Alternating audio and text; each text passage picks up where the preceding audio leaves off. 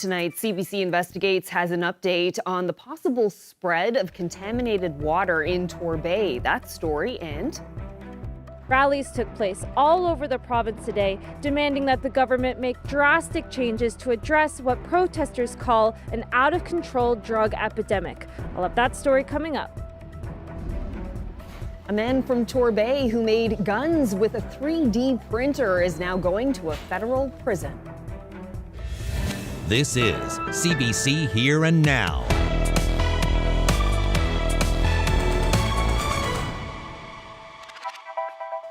Good evening and welcome to Here and Now. Some people living in Torbay have unsafe water flowing through their taps, and they only found out because a local chemistry professor started asking questions. The CBC's Jayla Bernstein investigated and discovered contamination may be spreading far beyond what officials have caught. When chemist Carl Jobst started testing for toxic chemicals, he had no idea how far the trail would lead him. And this is essentially industrial wastewater that's being discharged from the airport.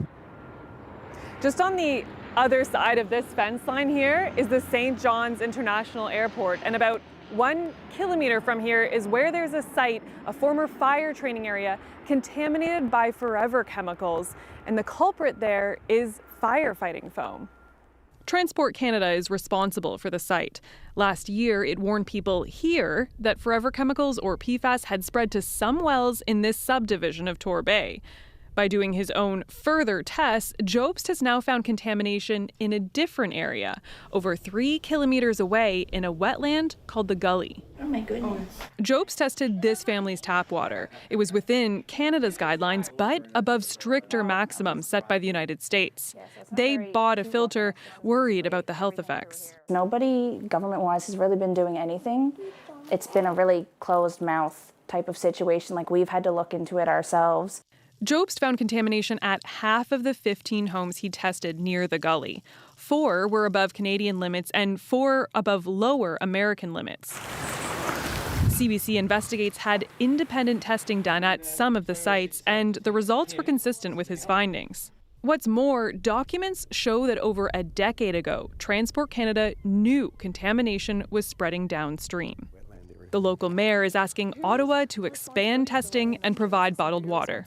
Do you think it's acceptable that Transport Canada hasn't tested anyone's drinking water on this road to date? Well, I can't speak for Transport Canada, as I never would, but I would think that when we advise them that there's PFAS showing up in someone's drinking water, that they would act on that. Transport Canada said it takes its responsibilities with respect to PFAS seriously. It won't comment further because of a proposed lawsuit on behalf of residents. No one knows for sure how far the contamination spreads. There are solutions, there's ways to filter this from people's water, but they can't do that if they don't know they have it. Jayla Bernstein, CBC News, Torbay, Newfoundland. Well, in other water woes, Torbay is also plagued by low water levels. The town is warning residents that a water ban implemented last month could stick around for a long time. Zach Gowdy has the details. The hot, dry summer may be over, but one of the biggest issues it caused is still lingering in many parts of Newfoundland and Labrador: low water levels. In the town of Torbay, people are being told that a water ban will likely remain in place for some time and maybe for the rest of the year. The town of about 8,000 residents first issued a water conservation order back in June, but by August that had to be escalated into a full water ban.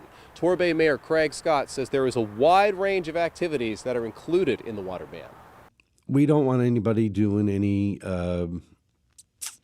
unnecessary use of water around their properties, so certainly water lawns and stuff, but even something as simple as leaving the tap running when you're brushing your teeth, shut it off, turn it back on, that type thing.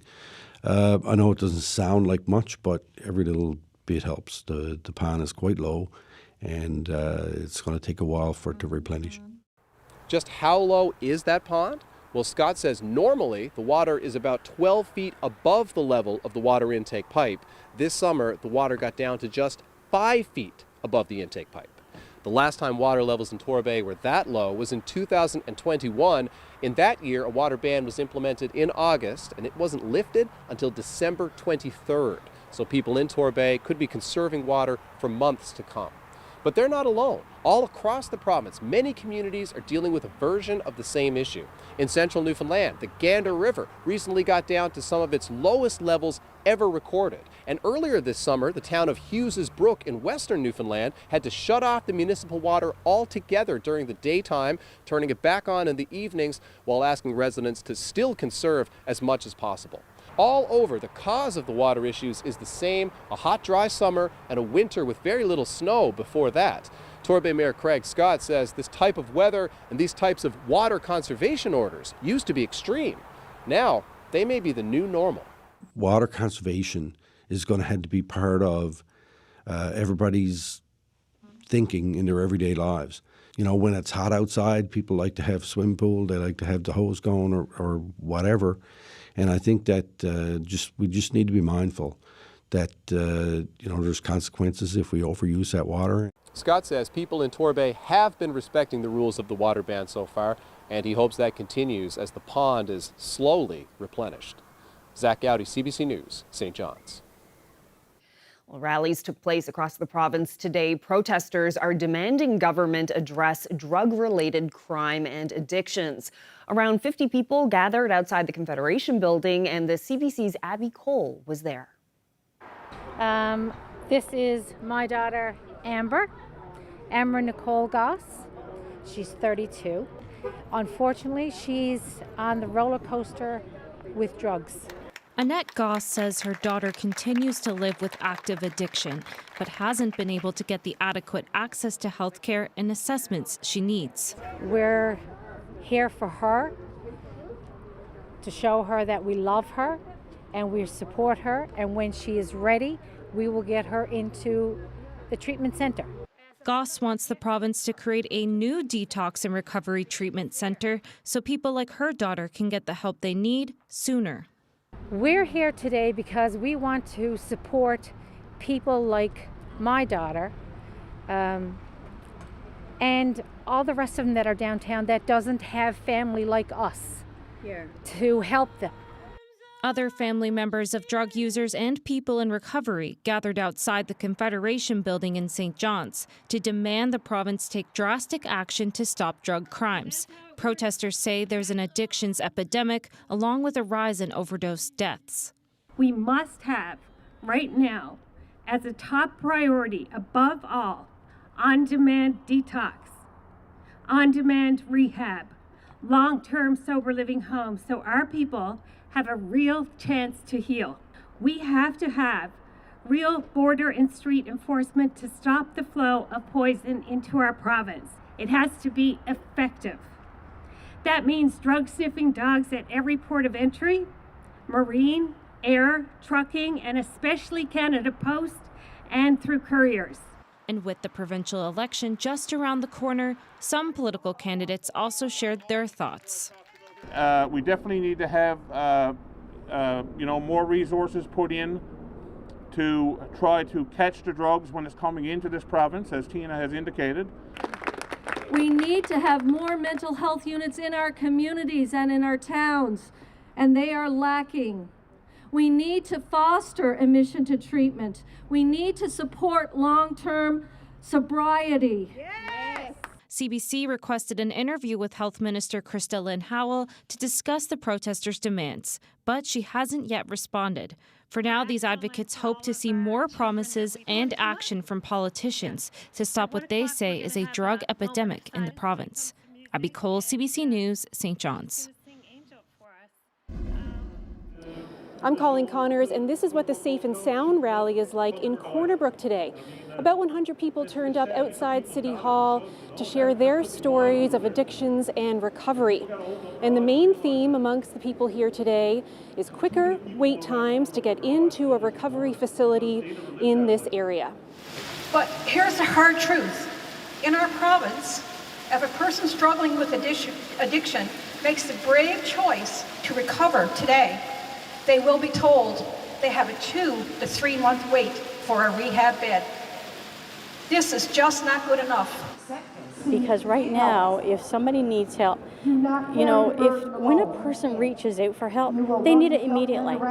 3 months down the road, that's not going to work. That is no good. They need it immediately when they ask for the help. Because you know what? A lot can happen in 3 months. That person might not be here anymore. And that's scary. I myself have personally experienced addiction, so I know the struggles that come with it. But not even just me, like so many people in my family that I've been around, friends, they all experience addiction. It's just a very big issue right now. So I want it to be a voice, because there needs to be more awareness and solutions when it comes to addiction. There needs to be on-site detox. There needs to be more rehab. Like, something needs to be done. The city is experiencing so much. God, I speak life over them. I speak blessing over them. God, I ask that you would come and do what you do and comfort us, God, in the midst of what this life has thrown at us. And this is just the beginning. It doesn't stop here. We're working in the background all the time, and we're helping people every day.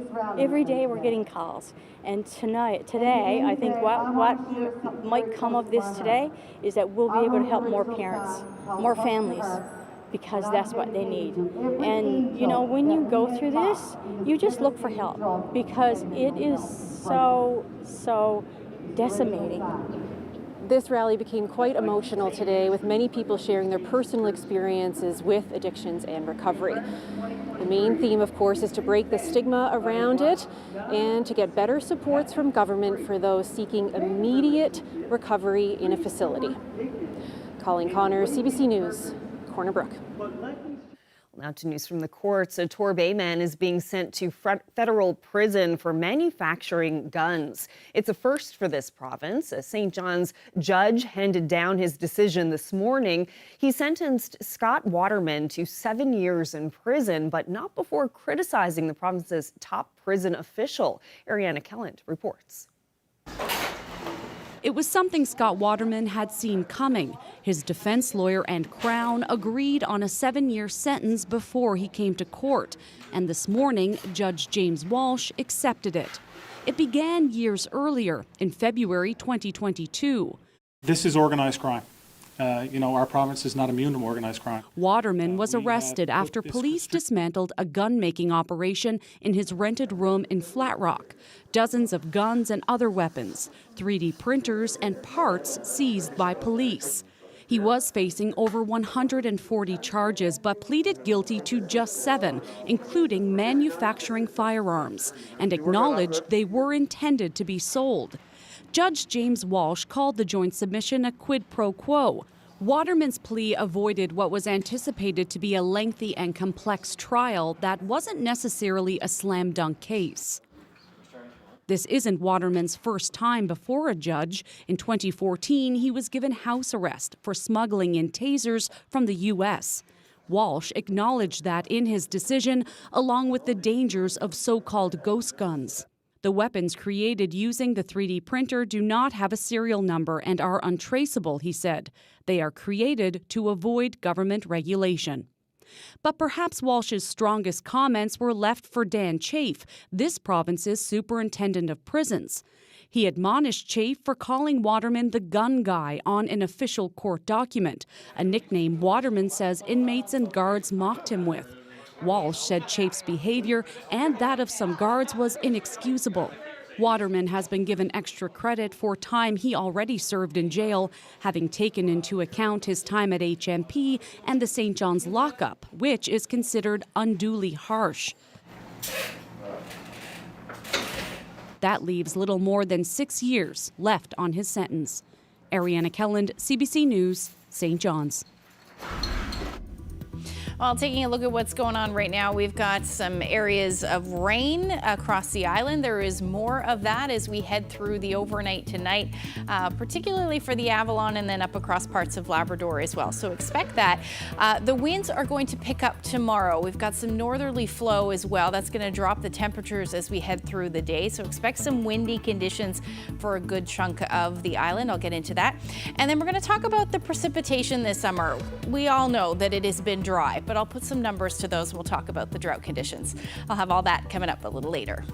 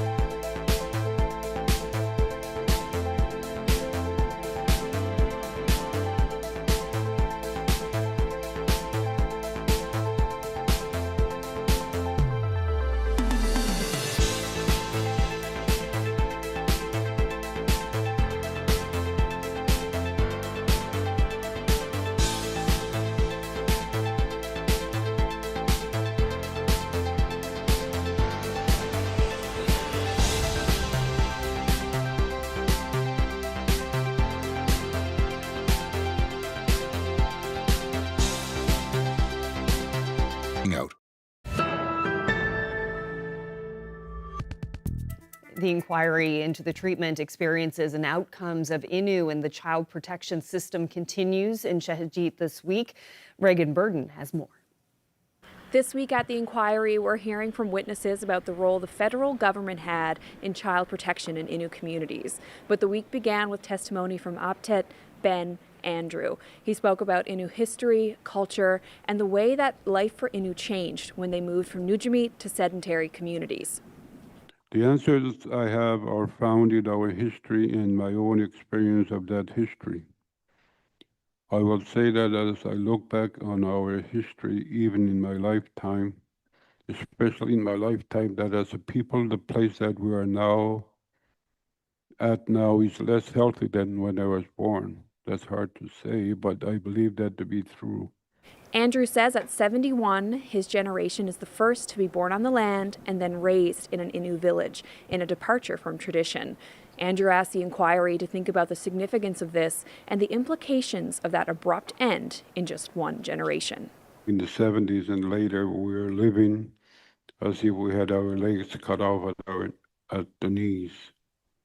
I don't know how else to express it more clearly than this. Our hearts and minds could still feel and think, but they were filling up with sadness, grief, and loss. Of course, alcohol abuse was in every family.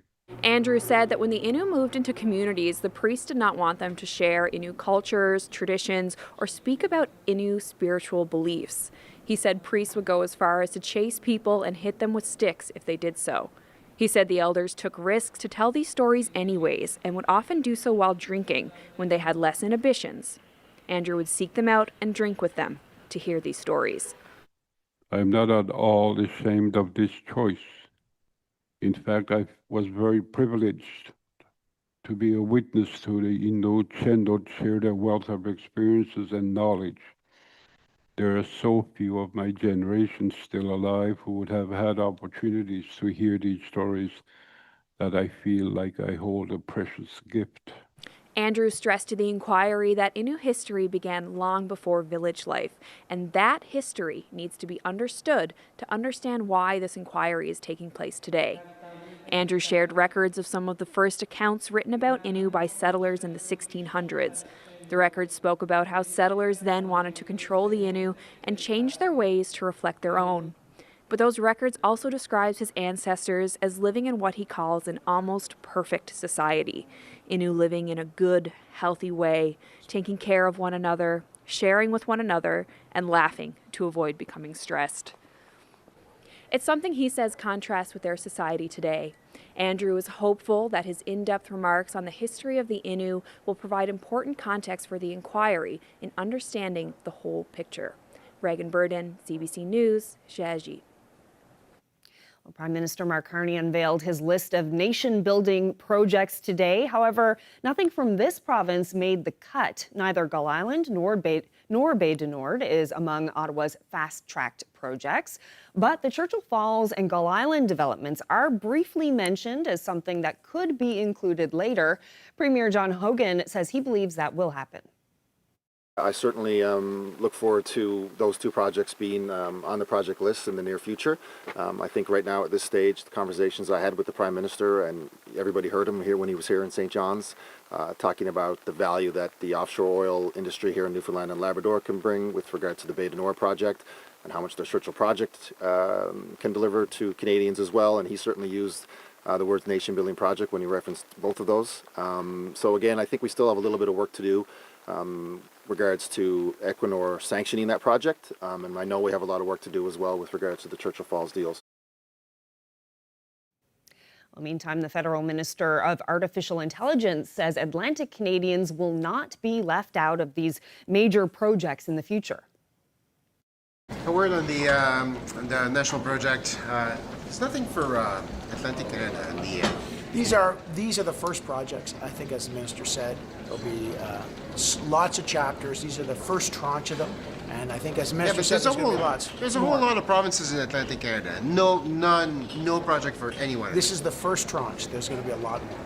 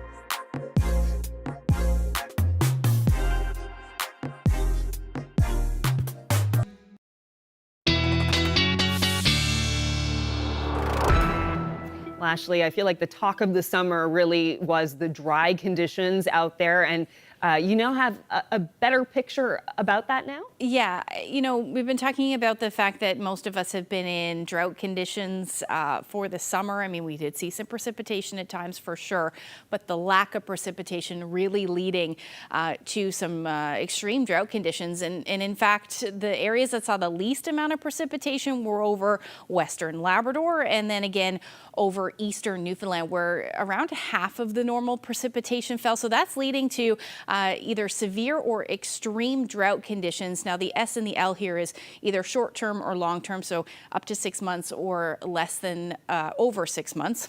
6 to 12 months. So it has been sustained for a little while. And if we take a look at the precipitation amount, you know, nearly half, like I said, of what we saw.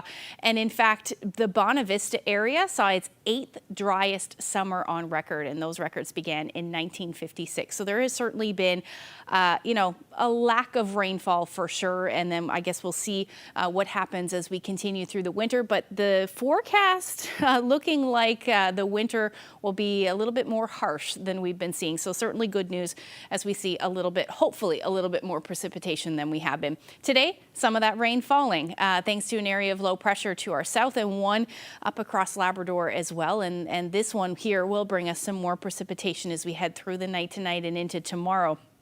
But that area of low pressure to our south, easterly winds means those cooler temperatures, only about 14 degrees today in St. John's, but you head west, much warmer, anywhere from 20 to 21 degrees for the west coast of the island. And then the south coast tomorrow, you are in for some nice temperatures, and that's because we'll see a return of more northerly flow. So taking a look at what's going on right now, some areas of heavier showers through parts of central at the moment. Those will move through and continue through the night tonight. And then across the Avalon, we are seeing some of that heavier showers, but that will only last for the next couple of hours, and we should actually see that taper to some drizzle or even showers tonight. Central, you'll continue to see some showers overnight tonight, about 10 to 20 millimeters by the time we get into Saturday or really Friday night, because then we'll see this area of low pressure sink a little bit further south, and that's going to bring some more areas of rain as we head through the day tomorrow. Temperature-wise, up across Labrador tonight, 3 to 7 degrees as your overnight lows. Winds will be out of the north, somewhere between 30 to 50 kilometers per hour. And then across the island, those easterlies will stick around, especially for the eastern portion of the island, somewhere between 20 to 30 kilometers per hour. But the temperatures will be between 10 and 13 degrees, so not moving too much from where you are now. Still dealing with single digits, though, for the northern peninsula. But as we head through the day tomorrow, winds are going to pick up, and we will see that starting in the morning for the northern peninsula. You'll be seeing gusts about 60 or 70 kilometers per hour. Then really, though, the eastern half of the island tomorrow will be fairly gusty with north or northwesterly winds, and they'll be gusting somewhere between 60 to even 70 kilometers per hour. Areas that are exposed along pretty much from Bonavista north through to the northern Avalon may see those gusts as high as even 70 or even 80 kilometers per hour. So don't be surprised by that tomorrow. Eventually, those winds will ease as we head into Saturday. That rain will continue through a good chunk of the day, but those of you on the southern areas of the island, it's going to be beautiful tomorrow. Your temperatures are going to be nice and warm, but we will be dealing with those showers along the northeast coast. And there's your temperatures through the day. Anywhere from 7 to 12 or even 14 degrees, but the south coast, upper teens, low 20s through tomorrow. And again, there's a slight chance of some showers, but there will be some sunshine through the day. The coast of Labrador will also be dealing with some showers really all across the big land. You may see some peaks of sun in the mix, but overall it will be an unsettled day. Single digits towards the coast, and then the rest of Labrador between about 10 to 14 degrees. So weekends here, there is some sunshine in the forecast. I'll get into that a little later. Thank you, Ashley. Well, today, the first fiber optic line was strung that will eventually connect 36,000 homes in the province. The project by Explore will connect homes in rural Newfoundland, but they needed government money to do it. Peter Cowan reports. The Premier helps pull the first fiber optic cable today. Eventually, ExploreNet will connect 280 communities that don't have access to high-speed internet. In total, 36,000 homes. We also know how essential internet is nowadays. I mean, it really is an essential service, and it's needed in every home and every business. And we have some work to do to make sure that all Newfoundlanders and Labradorians have that access. It's a $300 million project. The province is kicking in $20 million, another 75 or so from the feds. The company says it simply wasn't feasible to connect these communities without government help. You'll see that this is a very labor-intensive, capital-intensive project. It costs, many thousands of dollars per kilometer to deliver fiber to these communities, and there's lots of kilometers in these rural areas, and it becomes very hard to make the numbers work, quite frankly, in terms of making these projects economic. Governments are chipping in about $2,500 per home. While the hardware to connect to Elon Musk's Starlink satellite service would be much cheaper, the folks here say fiber is a more reliable connection and comes with faster speeds, but that's not the only selling point.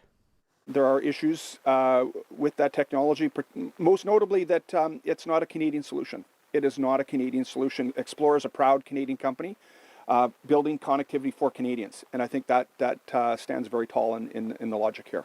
When we can go Canadian, I think we should go Canadian. And when we can go Newfoundland and Labrador, I think we go Newfoundland and Labrador. In total, about 6,000 kilometers of fiber lines will need to be run to connect the communities. That may take until 2027 to complete. The company is promising the monthly fee will be competitive with internet packages in bigger cities. Peter Cowan, CBC News, Mars. South of the border, the FBI have released photos of a person of interest in connection with the fatal shooting of Charlie Kirk. The U.S. conservative activist was shot while speaking at a university in Utah Wednesday. We can show you the video leading up to the moment and the crowd panic after a single shot was fired. Do you know how many mass shooters there have been in America over the last 10 years? Counting or not counting gang violence? Police announced a $100,000 U.S. reward for information leading to the suspect's identification and arrest. Investigators say they recovered the high-power rifle they believe was used in the deadly shooting. Charlie Kirk was a high-profile supporter and ally of Donald Trump. The 31-year-old activist was known for making provocative statements about gender, race, and politics.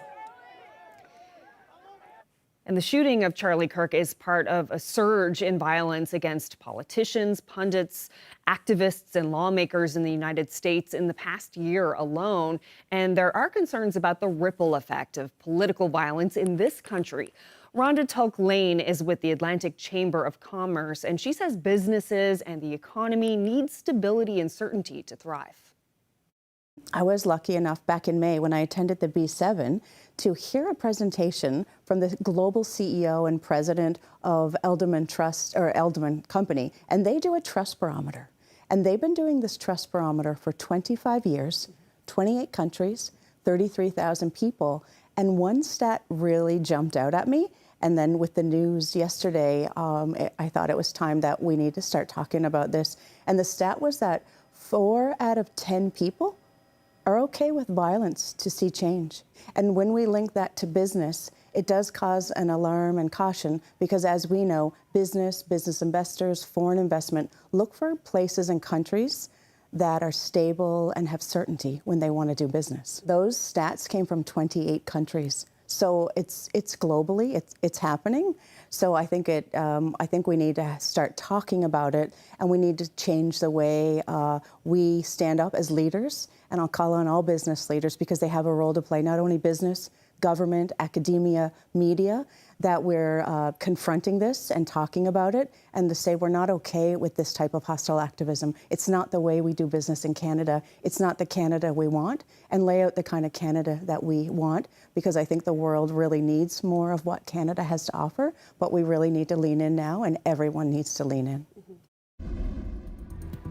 There's a new launch window for the rocket in St. Lawrence. The CEO of Nord Space now says it could launch as early as September 20th. A team is now at the spaceport preparing for the next try. Several attempts to launch the rocket in recent weeks all resulted in further delays.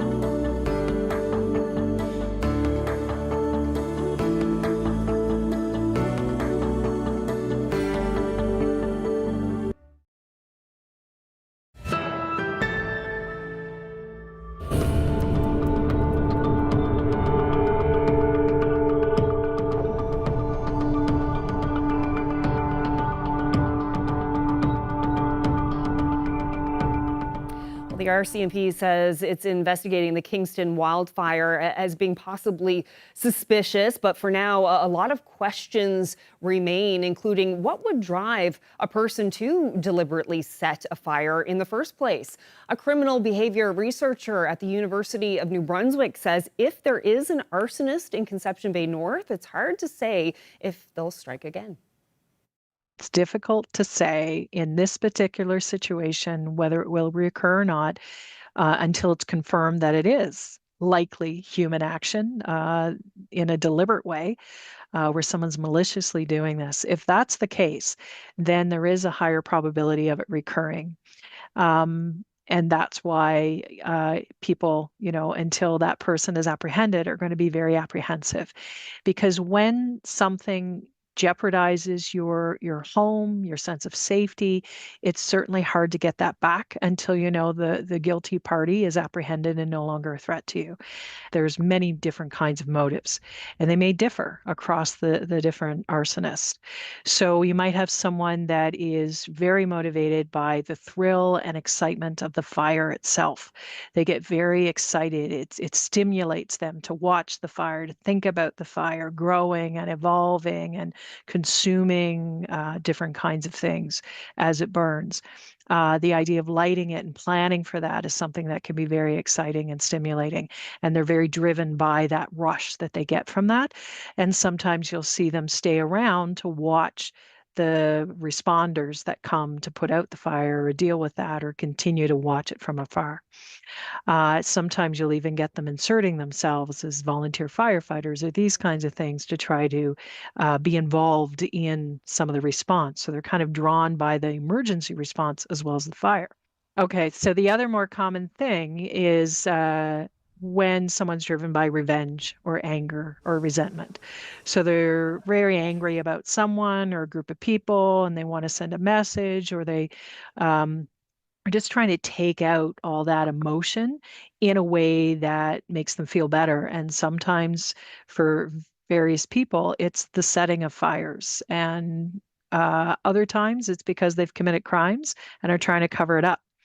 But what common thread that you'll see through most people who engage in fire setting and arson style behaviors is a lot of distorted ways of thinking that justify, condone, and make what they're doing okay, and minimize and ignore the potential consequences. It's very rare that you'll get an arsonist that actually wants to hurt people physically as part of a fire.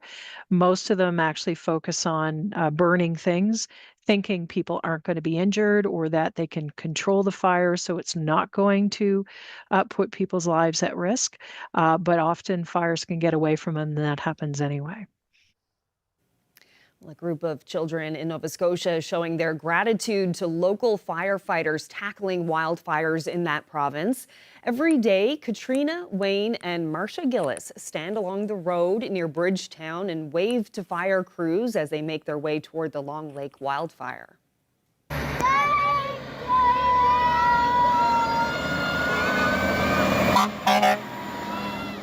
My children have made signs and have been out waving and saying thank you and sending best wishes, and just to make their day, try to make their day a little better as they start to fight fires and save our houses, our house, as well as their friends' houses, and just want to make sure they know they're appreciated.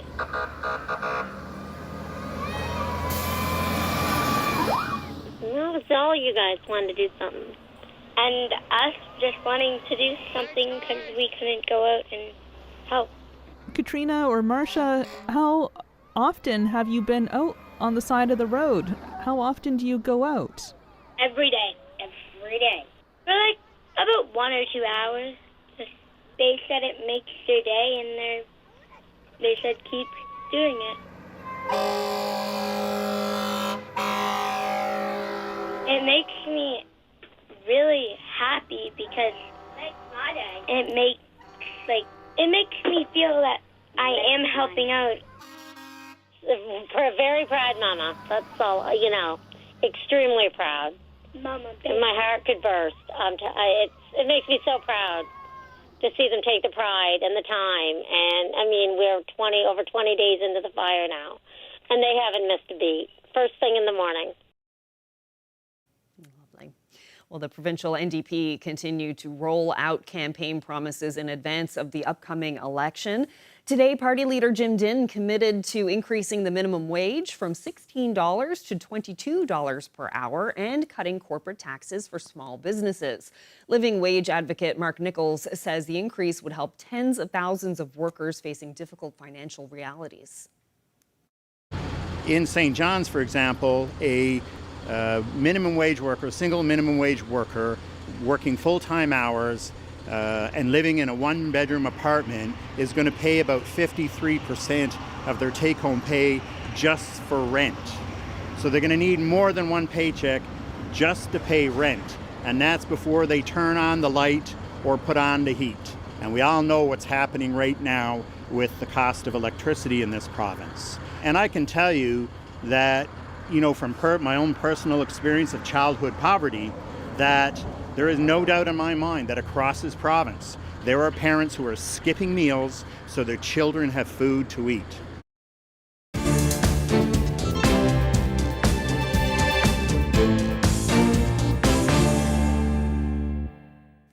British Prime Minister Keir Starmer has fired his ambassador to the U.S. over his relationship with convicted sex offender Jeffrey Epstein. Earlier this week, American lawmakers released a book of messages given to Epstein on his birthday in 2003. It contains a note in which Peter Mandelson describes Epstein as, quote, his best pal. Starmer stood by Mandelson despite the revelation, but changed course on Wednesday following the release of emails between Mandelson and Epstein. In them, Mandelson expressed support for Epstein, who served 13 months in prison after pleading guilty to prostitution charges in 2008. The British government says that Mandelson had never disclosed the extent of his friendship with Epstein, who died in jail in 2019. Newly released data shows many Canadians are continuing to avoid travel to the United States.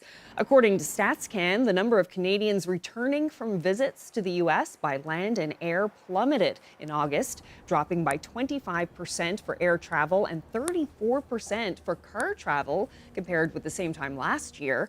August marks the fifth consecutive month of declines, which began when President Donald Trump took office in January and started a trade war with Canada, often referring to this country as the 51st state.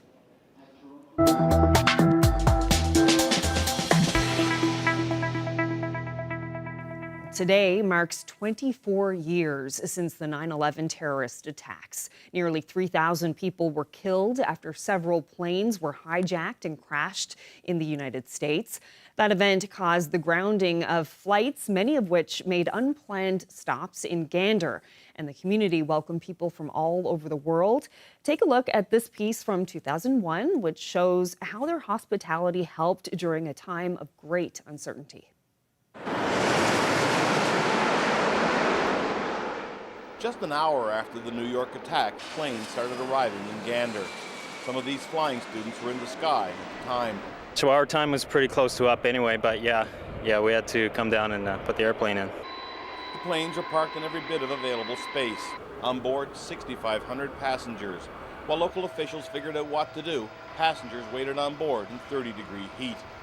It was dusk before the first passengers were processed and given a place to sleep. They knew little of the day's events. The crew didn't really tell us much. Someone had a cellular phone and they got in touch with the family and they told them that it was a grim picture. The mood in general was very good. I think it was, there was very little, anger. Everyone was very restrained and understanding. Well, of course, we didn't really know what was going on. They quickly found out. There's the plane, you can't miss that.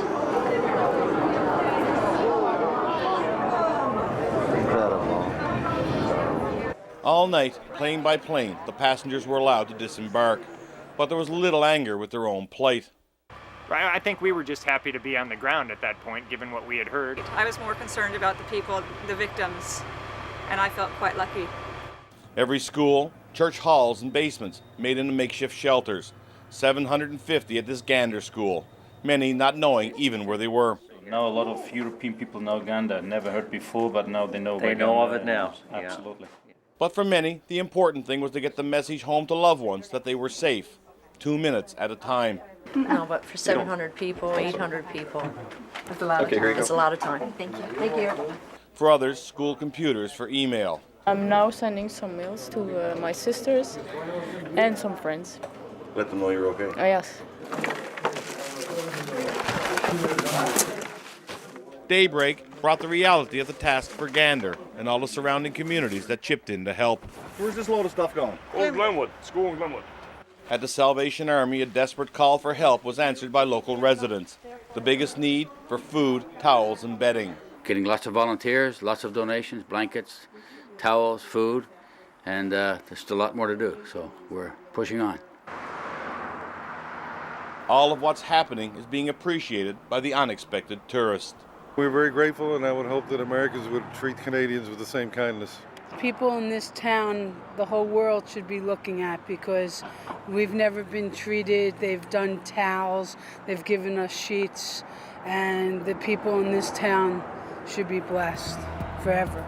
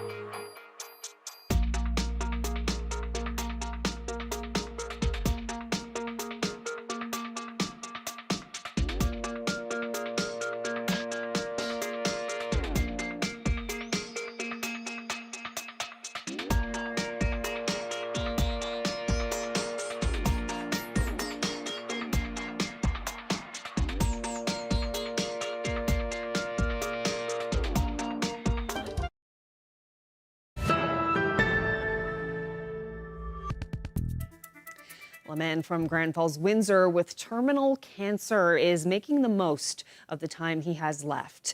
34-year-old Zach Stroud is sailing around the island with his wife and daughter after being gifted an old longliner by a stranger. He says the trip represents a legacy of hope he wants to leave behind for his daughter. I think she'll hold the memories of this trip onto her for the rest of her life, for sure. And we got lots of videos and pictures, and I think she got a pretty good memory too. So probably better than what mine was at her age, I'm thinking.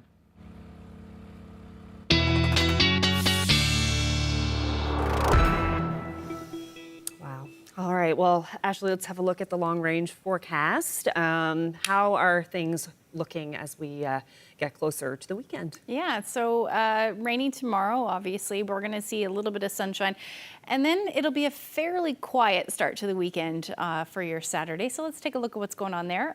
Through the afternoon, or through the evening hours on Friday, rather, that rain will move on, and it should actually be a sunny start to the day. Now, there may be some clouds lingering around, but for the most part, it's going to be a pretty nice day. Lab West, you'll be dealing with some showers into the morning hours on Saturday, and then some of those showers will work their way towards central areas of Labrador and then eventually the coast as we head into the evening. But overall, a pretty nice day across the island, just some increasing clouds as we get through to the evening hours. Overall, daytime highs are going to stay again a little on the cool side, 14 to about 17 degrees across the island. Labrador, the warm spot will actually be in Happy Valley Goose Bay at about 18 degrees. Still dealing with single digits for the north coast, and otherwise between 10 to 16 as your afternoon high. So we will see some showers eventually towards the evening hours for the southwestern portion of the island.